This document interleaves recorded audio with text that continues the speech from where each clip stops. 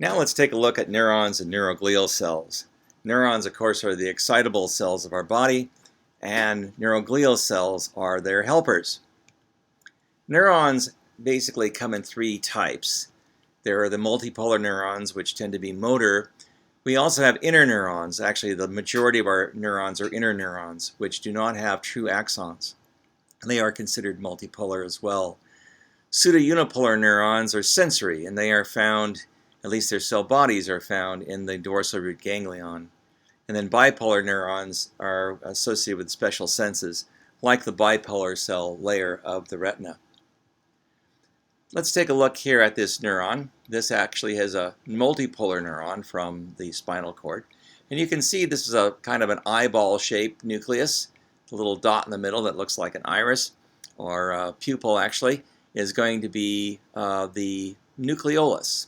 And so typically neurons do have sort of these eyeball appearances, at least the pseudounipolar and the multipolar neurons. Notice that there are extensions coming off of this. This relatively long extension here is probably the axon. These shorter ones are probably dendrites. So again, look for the eyeball. Speaking of eyeballs, pardon me, go back. Speaking of eyeballs, we have one right here. Now this is a nucleus of a pseudounipolar neuron. And again, you can see that relatively large nucleus with the nucleolus in the center. These are cells that will be found in the dorsal root ganglion once again. These are the bipolar neurons as seen in the retina.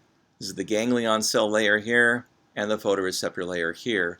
So these are sort of intermediaries between the sensory cells and the ganglion cells.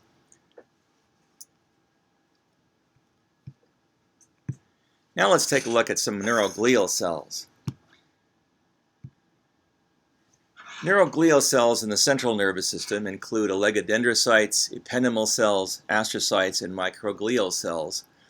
Oligodendrocytes are the myelin-producing cells of the CNS. Ependymal cells help produce and circulate cerebrospinal fluid.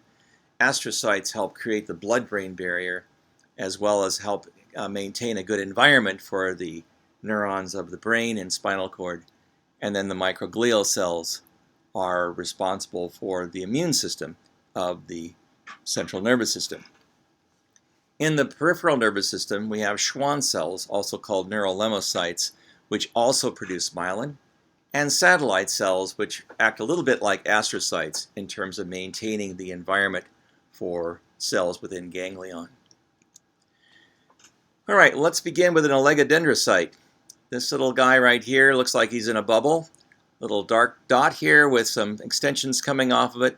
Sometimes 2, 3, sometimes 1 extensions. They're almost always in a bubble. And so this looks like a spider that's had an accident. On the other hand, if you take a look at these are astrocytes. These are more fully formed spiders, we'll say. And these are the cells that are responsible not only for the blood-brain barrier, but also maintaining the external environment for neurons they're associated with. Ependymal cells are cells that circulate and produce cerebrospinal fluid. Here we see ependymal cells in the central canal of the spinal cord. Notice that they look cuboidal in nature, so they are similar to cuboidal epithelial tissue, and they also are ciliated.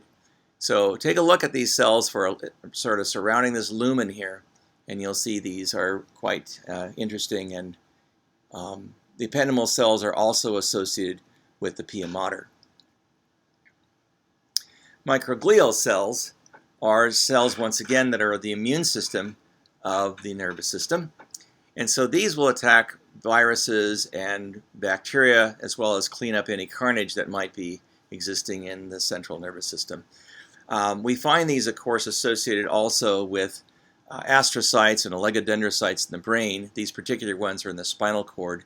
They are typically, again, kind of spidery-like, but in this particular stain, which is H&E, the little extensions do not show, and so all we're seeing here are the nuclei. Finally, we have Schwann cells. Schwann cells are the myelinated cells of the peripheral nervous system. These are going to wrap around axons, and as a result, they're going to insulate the axons from ion flow. Ion flow can occur, however, here in these areas called the nodes of Ranvier, the spaces between the Schwann cells. All right, well, that's a quick and dirty look at the neuroglial cells of the neurons. Hope this was a good review.